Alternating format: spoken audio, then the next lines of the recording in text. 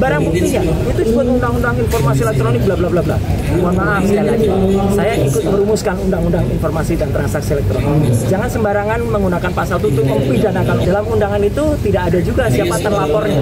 Padahal kan sudah disebut mana-mana sudah ember tuh ya. Lawyernya mengatakan terlapornya adalah ini. Tapi dalam surat itu nggak ada. Jadi kalau dalam surat itu nggak ada, kita nggak wajib itu melakukan klarifikasi. Pelapornya ada, jodoh, ya. Pasal-pasalnya banyak banget gitu.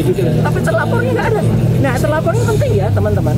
Jangan asal mau kemudian diambil keterangan. Kalau ternyata terlapornya itu saudara kita sampai dengan 3 tahap, kita nggak wajib memberikan karena bisa jadi kita nanti nggak diakui keterangan kita karena itu saudara.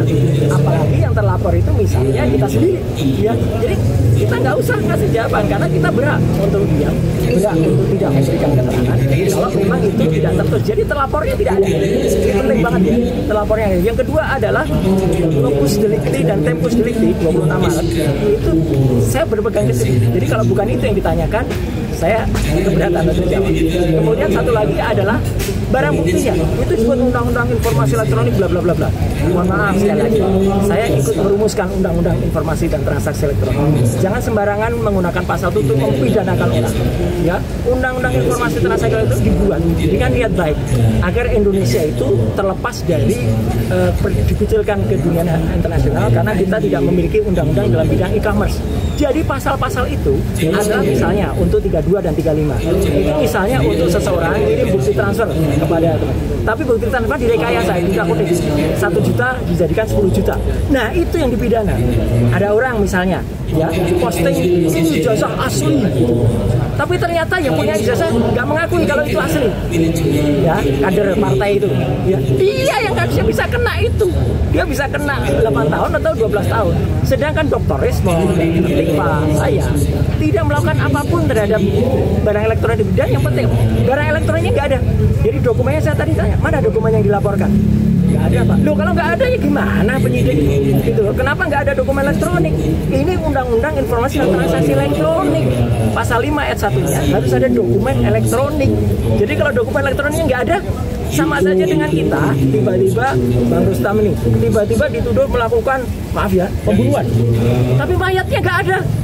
Gimana bisa dituduh beliau melakukan pembunuhan? Bahkan kalaupun ada mayatnya diperiksa dulu, diforensik dulu. Benarkah mayat itu terbunuh atau dibunuh? Kalau Bang Rustam tiba-tiba ngaku aja saya mau, ya kasihan beliau dong.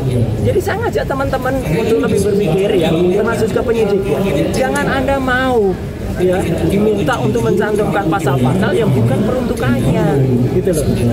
Jadi 3 itu yang kemudian saya pertanyakan ya, diselundupkan pasal itu. Jadi sekali lagi saya tetap mengapresiasi Polda Metro dan saya cepat ya jam 10 tadi itu sudah 24 pernyataan ya. Kalau rata-rata pada sampai 40 ya insya Allah nggak sampai sore ya, atau nggak sampai malam lah, mungkin sore nggak apa-apa lah, kami ngobrol-ngobrol sambil ngasih kuliah kan nggak apa-apa.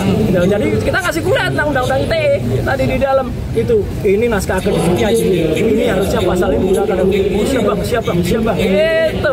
Jadi itu yang benar, jangan asal kita orang tuh harus tahu hukum, tapi jangan sampai orang itu kemudian dipaksa untuk menjalankan hukum yang tidak pada semestinya. Itu saya kira. Pak Roy, kan tadi kan juga disebutkan. Download Tribun X sekarang, menghadirkan lokal menjadi Indonesia.